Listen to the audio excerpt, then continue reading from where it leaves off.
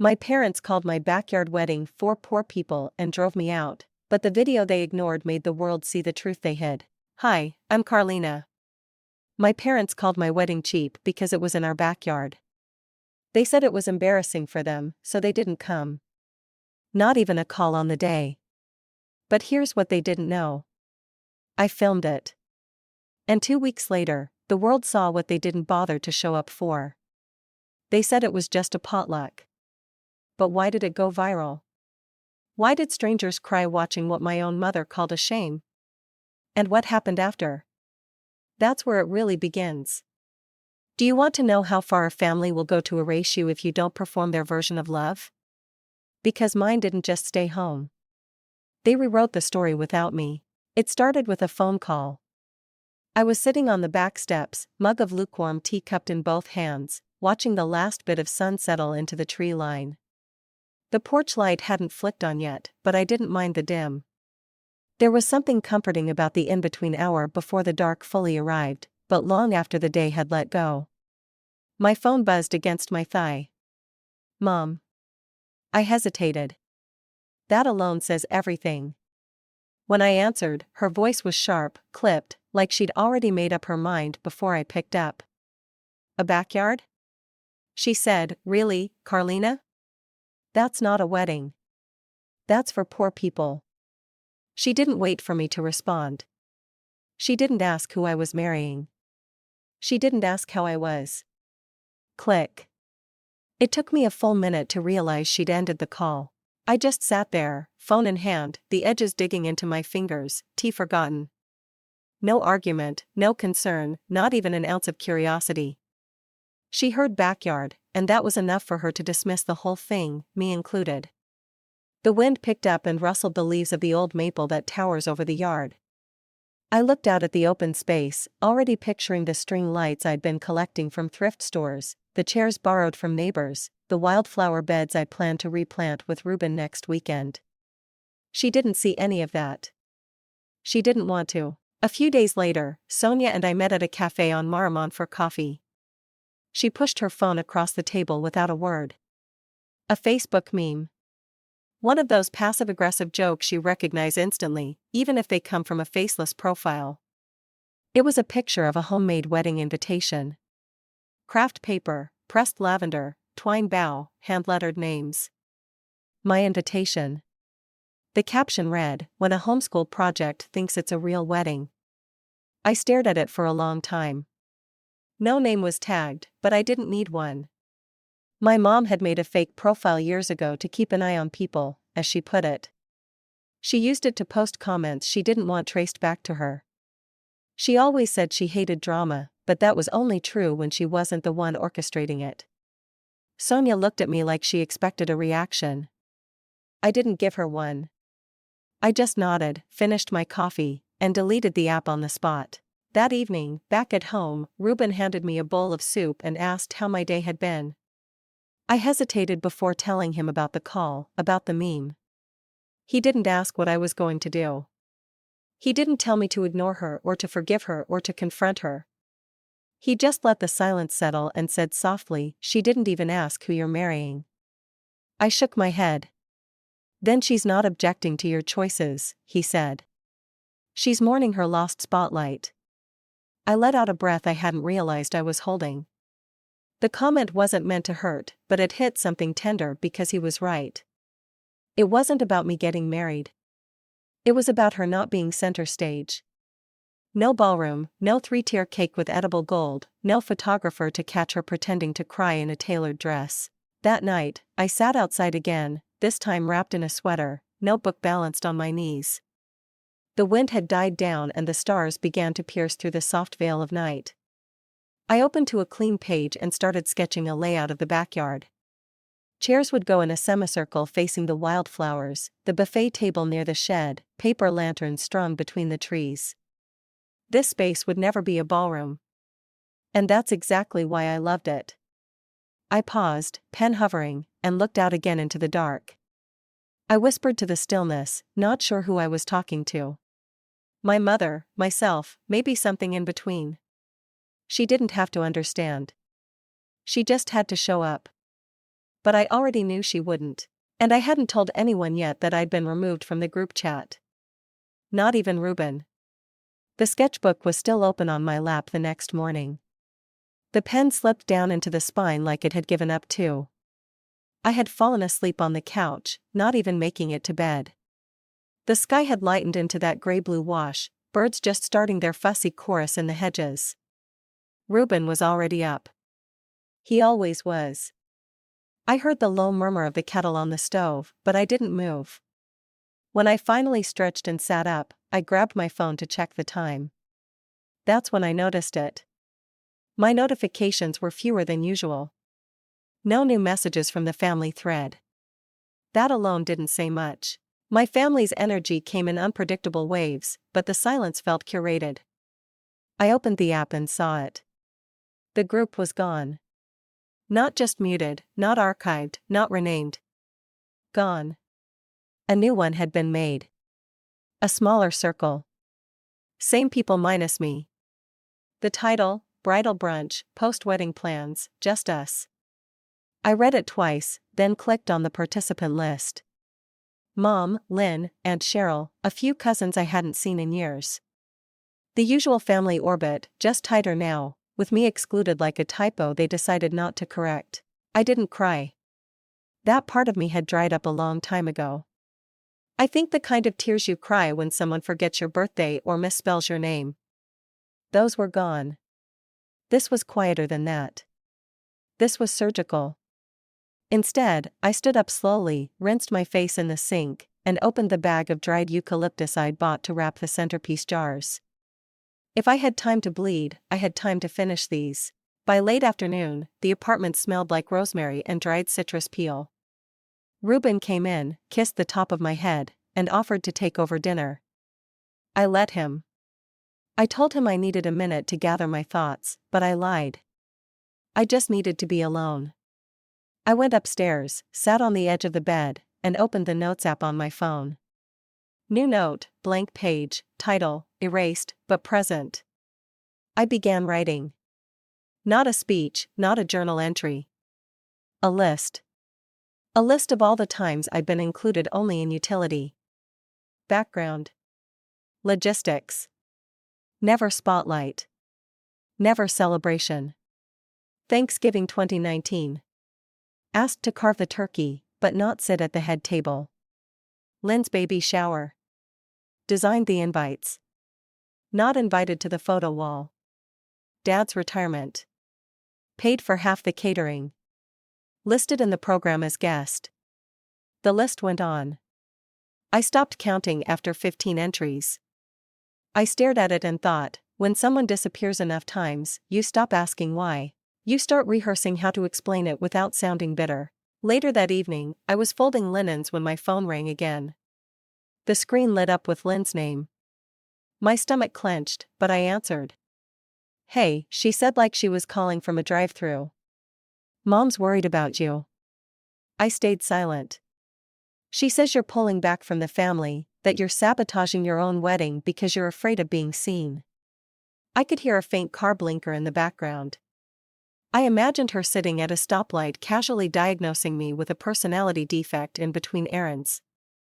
She said that? I asked finally. Yeah, but I told her that's not fair, Lynn added quickly. You've always been more private, not like me. I put her on speaker, laid the phone down on the nightstand, and let her words fill the room like a commercial I couldn't skip.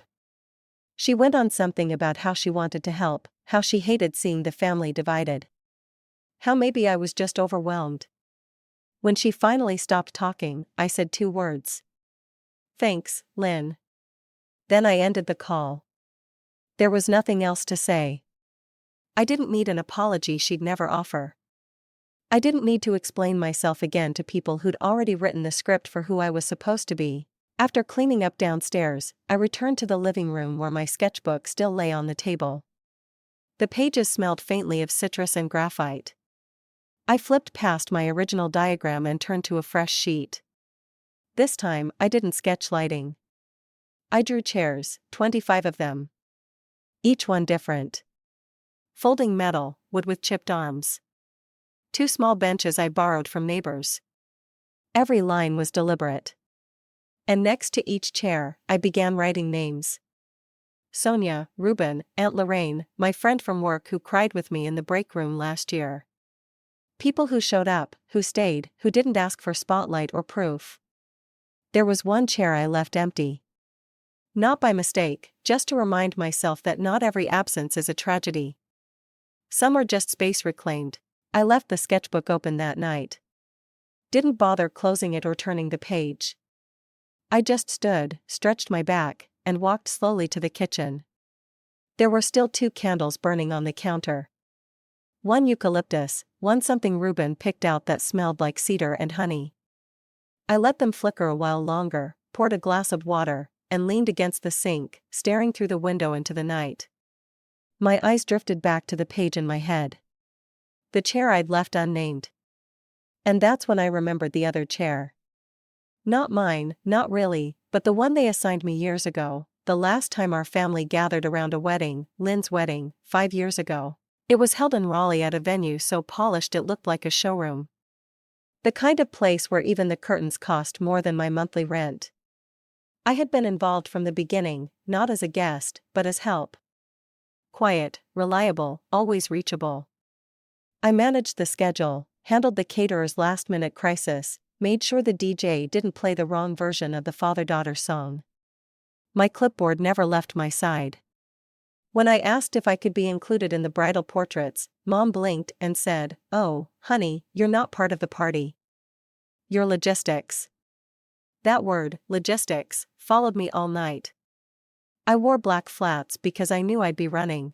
I wore a dress shirt instead of something satin because I knew no one would be waiting to photograph me anyway. I was the one who stood behind the florist during setup, checking things off the master checklist while everyone else popped champagne and silk robes. Dinner started late and I remember being handed a plate in the hallway. I looked at the name cards scattered across elegant tables draped in gold-threaded linen. I wasn't on any of them. I found a seat at the far corner. My place card said Table 9, Kids and Overflow.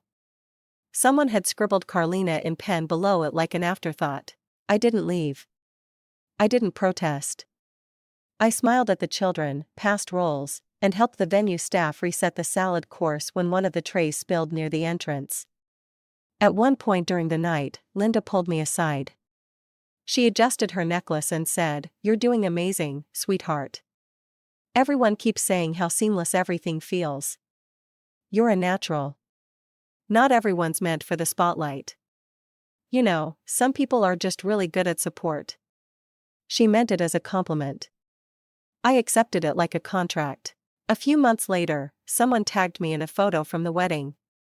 I hadn't even realized they'd taken my picture. In it, I was crouched by the cake table, wiping down spilled champagne with paper towels. I was mid-laugh, probably something the bartender had said as he stepped around me. The caption read, "Shout out to the catering crew. Y'all were amazing." I wasn't on the catering team. No one corrected the tag.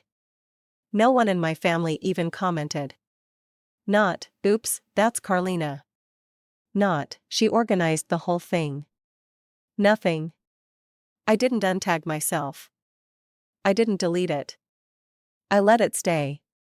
A little square box of proof that I existed exactly how they liked me. Quiet, helpful, not quite belonging. I sat back down on the couch with my laptop, opened my photo folders, and scrolled through the album from that day.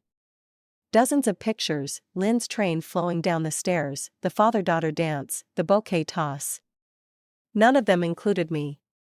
I deleted the whole folder, all but one image. The one where I'm crouched on the floor in my flats, hands full of napkins. I saved it in a new album titled Receipts. Then I opened a blank document and typed the title, What They Don't Remember.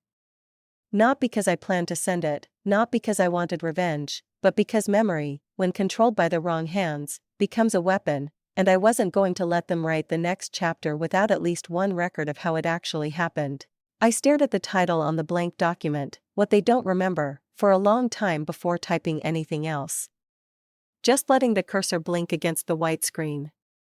My fingers hovered, not out of hesitation, but calculation. I wasn't sure what would land on that page yet, but I knew this. It wouldn't be a rant. It would be evidence. Because if there's one thing I've learned about the people who hurt you in plain sight, it's that they'll rewrite the details before you even have time to react. I closed the document for now and stood from the couch. The sun had dipped low, casting long shadows through the kitchen window. I walked over to the table and began sorting through a small stack of papers I'd left there days ago. What started as a casual effort to organize wedding expenses turned into something uglier the deeper I went. My browser was still open to the loan pre-approval site. I needed financial clarity before we confirmed the final guest count. That's when I saw it. An old PayPal transfer I didn't remember authorizing. Then another and another. Florist, event planner, photographer. Every one of them tied to Lynn's wedding and every one paid from my account. I blinked hard, then opened my email to cross-reference the receipts. All the confirmation emails had been forwarded to Linda. The few partial refunds, deposits canceled due to a vendor change, had gone to her as well. She hadn't just used me. She'd used my money, my credit, my silence. I started printing, not out of impulse, out of necessity. Each sheet that slid from the printer felt like peeling back another layer of polite fiction. The version of me they were happy to maintain, generous, quiet, agreeable, was beginning to feel like a costume someone else had sewn onto me. One they didn't want me to outgrow. Just as the last page landed in the tray, my phone buzzed with a reminder I'd set months ago.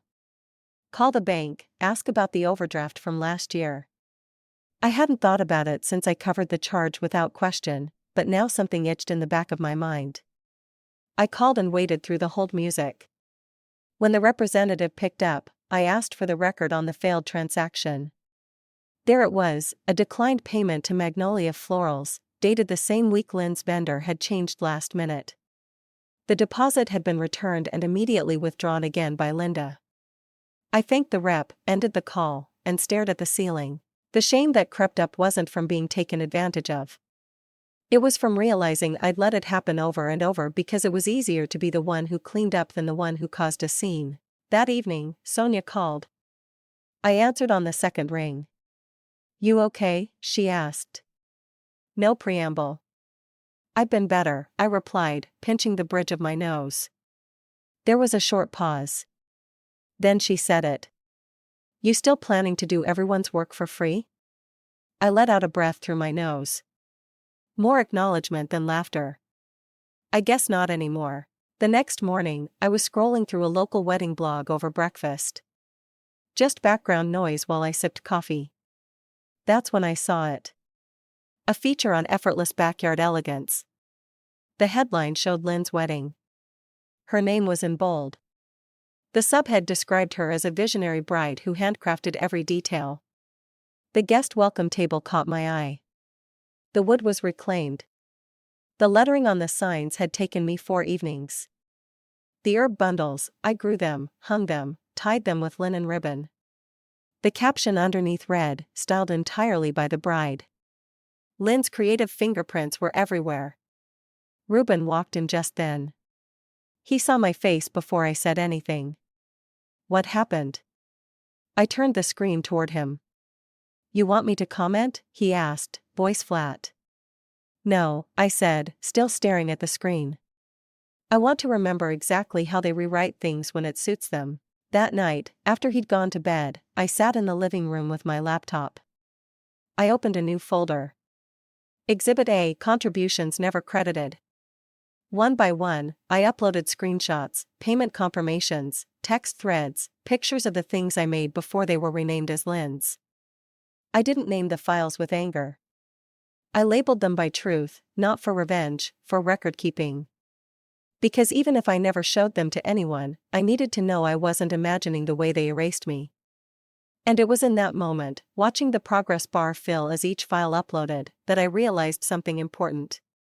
Even then, after all of it, I had still been giving them the benefit of the doubt.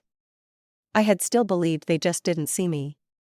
I hadn't realized they chose not to. The next morning came slowly, wrapped in a strange quiet. I woke to the soft clinking of dishes. Reuben in the kitchen. The smell of cinnamon toast drifted down the hallway, but I didn't move right away. I stayed in bed, staring at the ceiling fan as it turned overhead. The line from Linda's message still echoed in my mind. Is this the wedding I wasn't invited to? It wasn't a question. It was a setup, a trap wrapped in feigned innocence, and I wasn't stepping into it. When I finally got up and wandered out, Ruben handed me a mug and said nothing. We had that kind of rhythm. He knew when I didn't need advice. I needed space. We stood in the kitchen for a while, sipping coffee, just breathing. By late afternoon, the yard had transformed.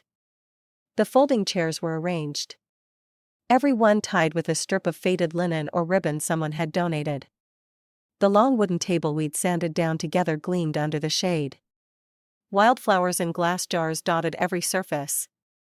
It looked like a postcard, but better because every piece had a fingerprint, a hand behind it. I walked around the setup, checking the final details. 25 seats. I counted again, not because I needed to, but because something about the number calmed me. None of those chairs belonged to my mother or my father or my sister. And for the first time, that fact didn't sting. It felt honest. People began arriving just before sunset. Friends from work. Sonia with her camera already in hand. 2 neighbors who had lent us chairs and offered to bring peach cobbler. Nobody made a scene. No one asked where my family was.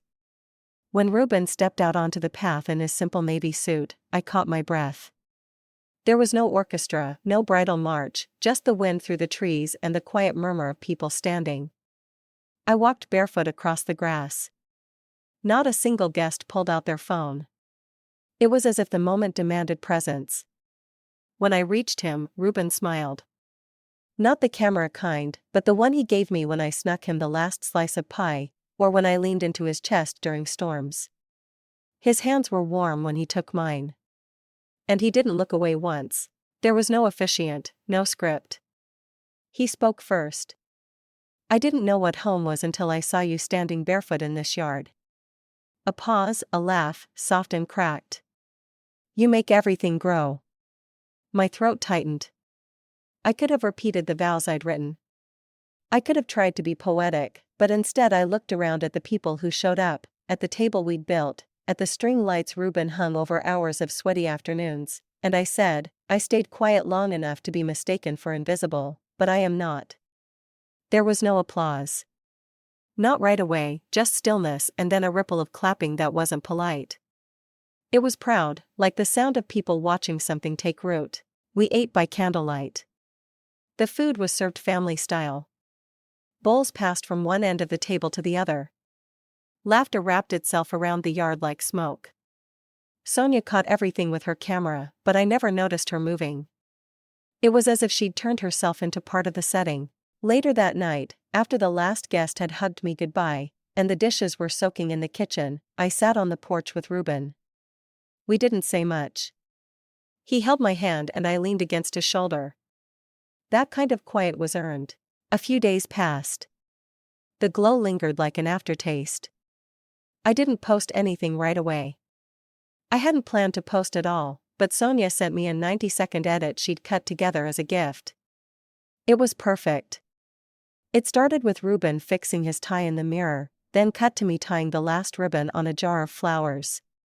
There was no music, just wind and birds and soft footsteps. It ended with us dancing under the paper lanterns, barefoot, the grass beneath us, and the stars above. I uploaded it with no caption, no hashtags. Just, Home Love October 8th.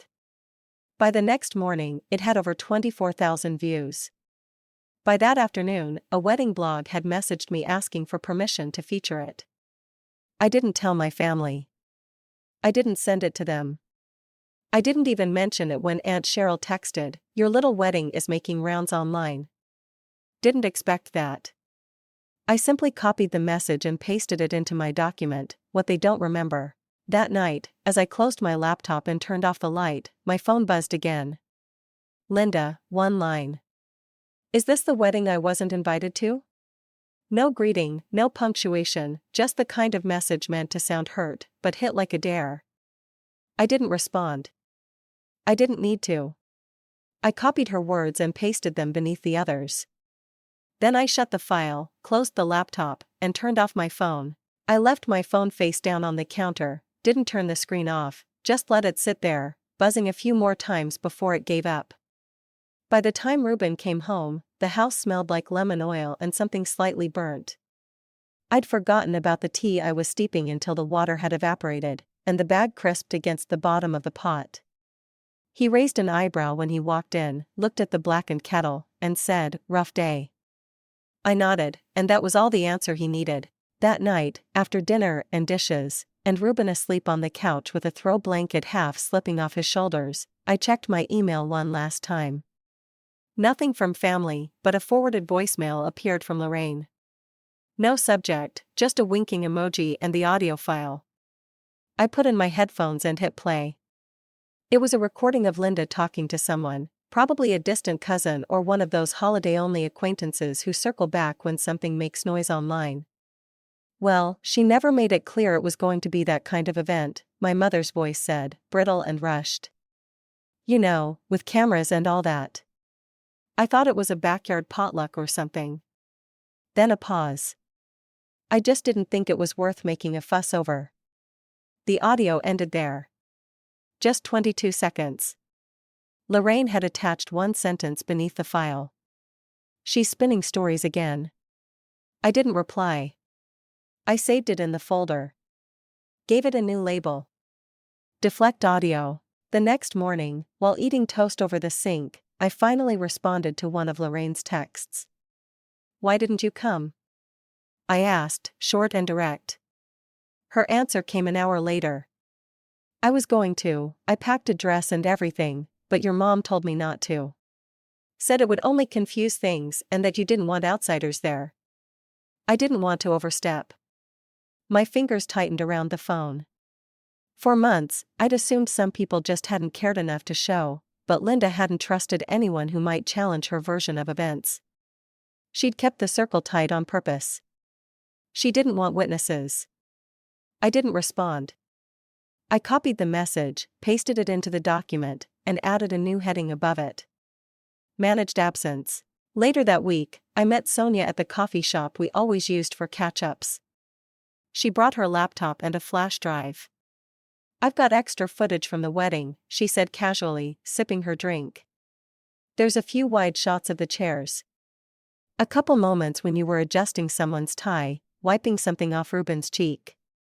Totally beautiful, but also you can see who wasn't there. You want me to put something together, a follow-up?"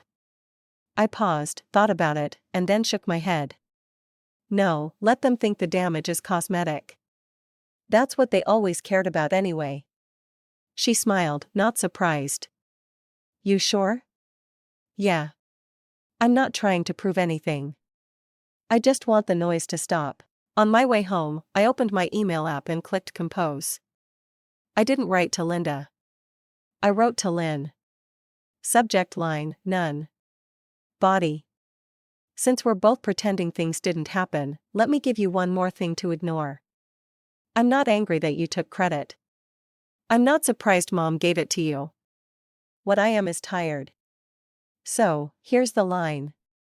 I'm done carrying the weight for a story I wasn't allowed to write. You don't owe me an apology. But you do owe yourself the truth." I didn't send it. I saved it to drafts, closed the tab, and let it sit. That night, I received a message request on Instagram. It was from one of Linda's friends, the type of woman who wore matching scarves with her dogs and referred to Botox as preventative maintenance. The message read, "Linda says you're spreading lies and trying to humiliate her. She's heartbroken. I hope you're proud of yourself." I stared at it for a long time. The phrasing, the performance, the same tired lines. "You're overreacting. You're exaggerating. You're the problem." No one ever asked what Linda did, only how I made her look. I didn't reply. I took a screenshot, saved it as Deflect Instagram. Then I opened my notes app and wrote 2 lines. I used to clean up their messes. Now I just archive them. The message from Linda didn't make me cry. It didn't even make me mad. Not the kind of mad that rises in your throat and turns into shouting. It was colder than that. Like when you realize a wound you thought had healed was never stitched properly. It's not the pain that surprises you. It's how familiar it feels. Ruben came home late that night. He was tired, covered in the scent of sawdust and motor oil from helping his cousin patch up a busted garage door. I told him dinner was in the fridge and poured him a glass of water. We didn't talk about my mother. We didn't have to. Silence had started doing all the talking for us. After he went to shower, I sat at the kitchen table flipping through the manila envelope that held my wedding receipts, the ones I hadn't uploaded yet. Sorting them was supposed to be part of a loan application, but now it felt more like lining up exhibits in a courtroom. I didn't even notice Ruben standing behind me until he asked, "Didn't your mom promise 10 grand for the wedding?" His tone was careful, not accusing, just curious. "She did," I said, still staring at a receipt for the cake that never arrived. He waited. I looked up. She sent it to Lynn instead for her image recovery event. He blinked. "I'm sorry." "Her what?" I shrugged. "Some PR stunt mom put together after Lynn's divorce. Said she needed a fresh narrative, rented out a barn, invited a bunch of bloggers, hired a lifestyle photographer to shoot her arranging eucalyptus stems into a mason jar. She called it healing through curation." Ruben leaned against the counter, arms crossed. "Your mom really said that?" "No," I replied. "She said, it's all the same pot. We're family." He didn't laugh. Neither did I. "No, it's not the same pot," I said. It was always my name, my account, my silence. 2 days later, I had a video call with Melissa, a friend from college who I hadn't spoken to since Lynn's wedding. She'd reached out after seeing the viral clip, said she loved the vibe and wanted to catch up. The call was stiff. Melissa talked about her kids, her job, her Pilates certification. I nodded along, pretending to care. Then, just as we were about to wrap, she said it. "I always meant to ask, and I hope this isn't offensive. But, are you adopted?" I blinked, letting the question hang in the air for a moment too long. "No," I said, smiling without humor. "But thanks for confirming it still looks that way." Her cheeks flushed. "Oh, I didn't mean," I ended the call. Didn't say goodbye. Didn't wait for an apology. I closed the laptop, stood up, and walked to the living room. My body moved like it already knew what came next. I pulled out a blank sheet of paper and started writing. It wasn't poetic. It wasn't emotional. It was a letter to Linda. "You don't need to ask why I pulled away. You already made that choice for me. You funded a show for Lynn. You robbed a vow from me. You chose the version of me that stayed quiet. The one that made things easy. That version is gone." I didn't send it, but I printed it, folded it neatly, and taped it behind the family photo that still hung near the front door. The one from Lynn's engagement party where I was half cut from the frame. I left it there like a will. Something to be found when the house was emptied and the dust settled. That evening, just after dinner, another message came through. This time, not from Linda's entourage, from Linda herself. "I'm tired of being the villain in your narrative. You've always been so ungrateful." I read it once, then again, the punctuation, the tone, the way she made herself the victim in a story she wrote. I didn't reply. I didn't even roll my eyes. I simply took a screenshot, saved it to the folder I'd renamed Exhibit B. Then I closed the app and whispered to myself, she wanted the spotlight. I was about to give it to her, just not the way she imagined. I didn't sleep that night, not because I was upset, not even because of Linda's message, but because I was calm, too calm, and that calm carried weight, the kind that comes after you've made a decision, and there's nothing left to argue. By morning, I had gathered everything. Printed records, login timestamps, bank statements, screenshots, PDF attachments. There was no rage in my movements, no tremor in my hands, only precision. I slid each document into a labeled folder, clipped it shut, and placed it inside a canvas tote bag. Later that afternoon, I sat across from a paralegal at a modest law office in downtown Asheville. She had gray hair pulled back into a ponytail and wore glasses with chewed plastic frames. The kind of woman who had seen 1,000 cases like mine, but didn't act like it was routine. I laid out the stack in front of her. One by one, she examined them. Marked up receipts, email confirmations, the credit card application using my name, my address, but Linda's phone number. "I didn't open this," I said plainly. She nodded, flipping the page. "This wasn't just identity misuse," she said, pushing the folder slightly back toward me. "This was deliberate, patterned. You understand this isn't just fraud. It's premeditated abuse." There was a part of me that wanted to ask, is that even a thing? Can you call it that when it's your own mother? But I didn't because I already knew the answer.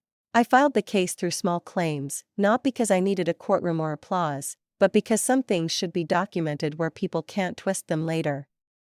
The hearing took place on a rainy Thursday. Linda arrived alone, dressed in a light blue suit like she was attending a fundraiser. She had pearls around her neck and carried a white envelope clutched in both hands, as if to appear composed and cooperative. She didn't meet my eyes. I didn't offer hers a place to land. The judge listened carefully, methodical and bored, like this was no different than two neighbors fighting over a fence line. But when he ruled, he was firm. The respondent is liable for full restitution and associated costs. Evidence shows intentional use of a family member's financial identity for non-essential luxury expenses. Linda looked at me then, her expression tight, voice hushed, but sharp. "You didn't have to make this public." I blinked, then said, just loud enough for her to hear, "Neither did you, but you did anyway." I walked out of the courtroom before she could respond.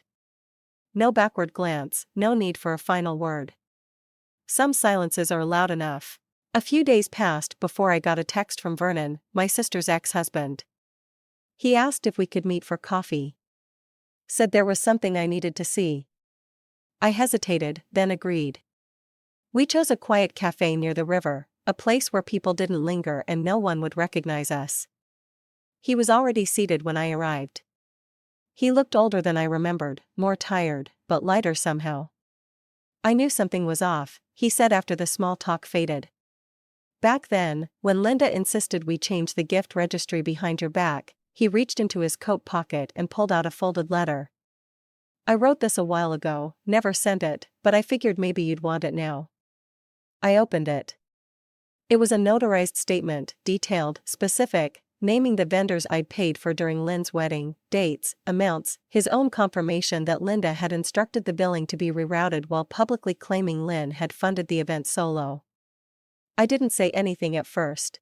"I don't need it for court," I said finally, folding it again with care. "But I'm going to frame it." Vernon nodded. "Do it.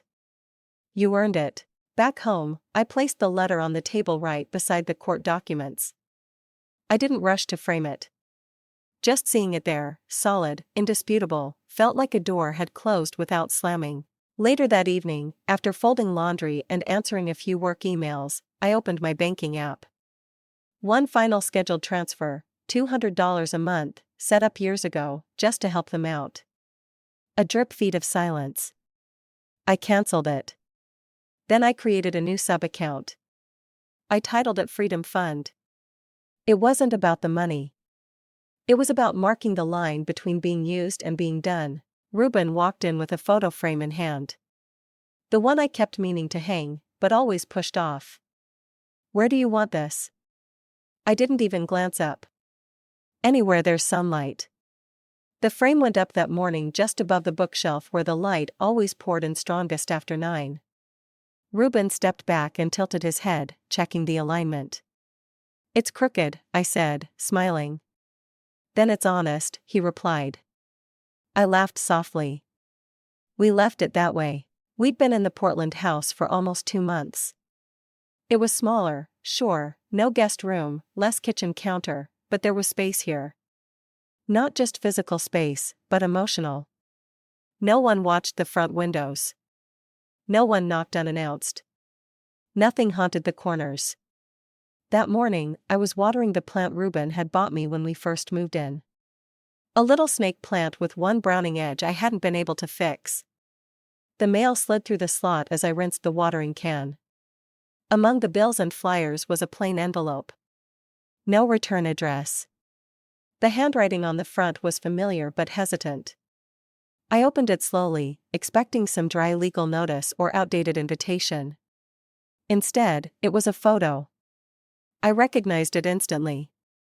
Lynn's wedding, the one I'd erased from my phone, but not from memory. In the image, Lynn stood in the foreground, tossing her bouquet. The guests looked on, clapping, smiling, and there I was, barely in frame, slightly crouched, tray in hand, collecting champagne flutes. On the back, in the same careful handwriting, was one line. I looked right past you that day. I see you now. No name, but I knew. I didn't cry. There was no surge of anger, either. Just a quiet, almost weightless stillness that wrapped itself around my ribs and refused to leave.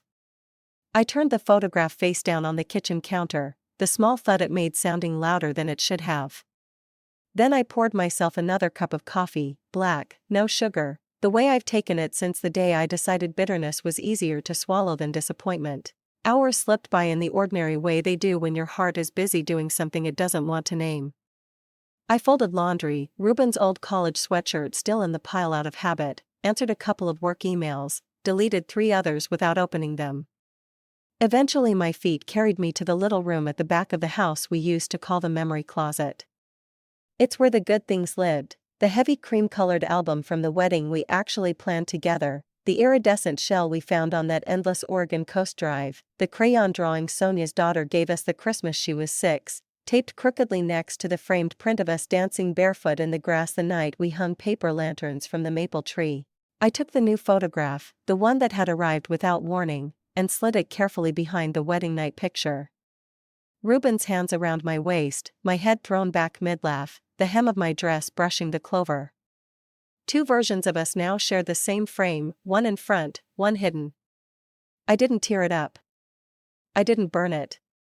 I simply gave it a place where it could no longer look at me first thing in the morning. I never texted Lynn. I didn't make a status out of it, didn't need witnesses. Some endings are private ceremonies, quiet and bloodless. Later, when the light was soft and golden, I snapped a photo of the frame on the dresser, just the visible image, the laughing one, and sent it to Sonia. No caption, no explanation.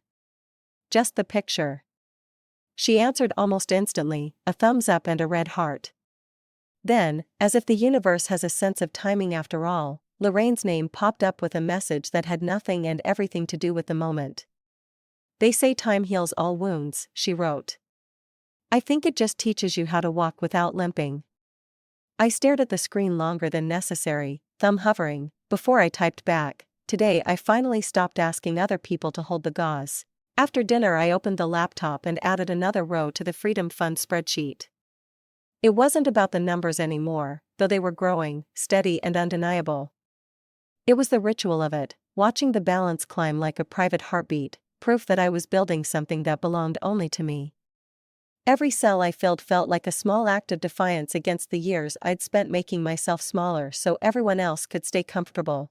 When dusk settled in bruised shades of violet, I walked out to the backyard. Our backyard now, mine, with its uneven flagstones and the gate that still creaks in exactly the same place. There was only one chair under the maple these days, the cheap wooden one with the wobbly leg and paint flaking like old skin. It had held me through too many evenings for me to replace it. I sat down, the chair groaning the way it always does, and reached into my jacket pocket. The napkin was still there, folded into a small, stubborn square. I'd carried it for years, an ordinary paper napkin from the diner where I used to wait tables, the one I'd used to wipe down the counter after closing, long after the last customer had gone. I unfolded it slowly across my lap. The faint trace of citrus cleaner still clung to the fibers, a ghost of late-night shifts and minimum wage and the version of me who once believed love meant never asking anyone to stay. I breathed in the cool evening air and looked out over the patchy grass, the sagging string of forgotten patio lights, the place where 2 chairs used to sit side by side. I wasn't waiting for footsteps on the path. I wasn't listening for a car in the driveway. I didn't need anyone to see me sitting here, proof that I still existed after everything. I just needed to know, with the kind of certainty that doesn't shout, that I could see myself. And before I let this chapter close for good, let me leave this here, just between us. There comes a moment, quiet, unglamorous, usually on an ordinary Tuesday, when you understand that being the one who always keeps the peace is just another way of saying you've been paying the cover charge for everyone else's comfort. The realization doesn't arrive with fireworks. It slips in like someone turning off a loud song you didn't realize was draining you. And what follows isn't fury. It's clarity, cool, steady, unbreakable. You stop trying to fold yourself into shape small enough to fit through other people's fear. You stop believing that disappearing is the same as being loved. Because silence isn't gratitude, and erasure is not a fair price for belonging. I smoothed the napkin one last time, folded it neatly, and slipped it back into my pocket. Then I sat beneath the maple until the stars came out, one woman, one rickety chair, one life that finally, definitively, belonged to me.